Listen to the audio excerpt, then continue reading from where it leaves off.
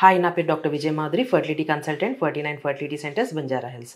చాలామందికి ఐయుఐ అయిన ప్రొసీజర్ అయిన తర్వాత పెయిన్ రావటం, బాగా లోవర్ అబ్డామినల్ పెయిన్ ఇలా ఎక్కువ ఉంటుంది అని కంప్లైంట్ చేస్తారనమాట. సో ఇది ఎందువల్ల అంటే నార్మల్గా మనము ఐయుఐలో మనము ఏంటంటే స్పర్మ్ అనేది హస్బెండ్ స్పర్మ్ అనేది యూట్రస్లోకి ఇంప్లాంట్ చేస్తాం. తర్వాత మనం భార్యాభర్తలు కలవచ్చు అని కూడా చెప్తామన్నమాట.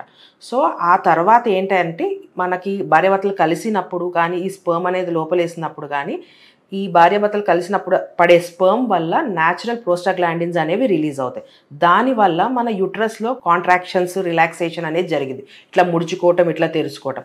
దానివల్ల మనకి ఒక్కొక్కసారి on and of light pain రావటం అనేది జరిగిద్ది. అండ్ ఈ పీరియడ్ అంటే ఈ లూటియల్ ఫేజ్ పీరియడ్ ఎప్పుడైతే మనము శాంపుల్ తీసుకెళ్ళి యూట్రస్లో పెట్టిన తర్వాత మనకి ఈ 14 days పాటు మనము రెస్ట్ తీసుకోకపోయినా కూడా అదంతా లూటియల్ ఫేజ్ ఉంటుంది. ఆ తర్వాత మనం బ్లడ్ టెస్ట్ చేస్తాం. సో ఈ 14 days ప్రాసెస్లో ఎగ్ స్పర్మ్ కలవటం జరిగిద్ది.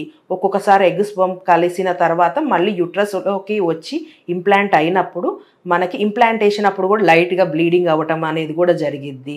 అండ్ ఇన్ కేస్ ఇంప్లాంటేషన్ అయిపోయిన తర్వాత కొంతమందికి దాని ద్వారా రిలీజ్ అయ్యే బీటా హెచ్సిజీ హార్మోన్ వల్ల నాసియా ఒకటి, వామిటింగ్స్ ఒకటి, ఇవన్నీ ఉంటాయి అన్నమాట. సో ఎవరికైనా అబ్డామినల్ పెయిన్ ఉన్నా, లైట్గా స్పాటింగ్ ఉన్నా, నాసియా, బ్రెస్ట్ టెండర్నెస్, డిజీనెస్ ఇలాంటి సిమ్టమ్స్ ఉన్నా మీరు ఎక్కువగా కంగారు పడాల్సిన అవసరం లేదు. కానీ మీకు ఆ పెయిన్ అనేది టూ మచ్గా అన్బేరబుల్ పెయిన్ ఉన్నా, హెవీ బ్లీడింగ్ అవుతున్నా, ఇట్లా ఉన్నప్పుడు మటుకు ఫర్ ష్యూర్ మీరు ఒకసారి డాక్టర్ని కన్సల్ట్ చేయాల్సి వస్తుంది.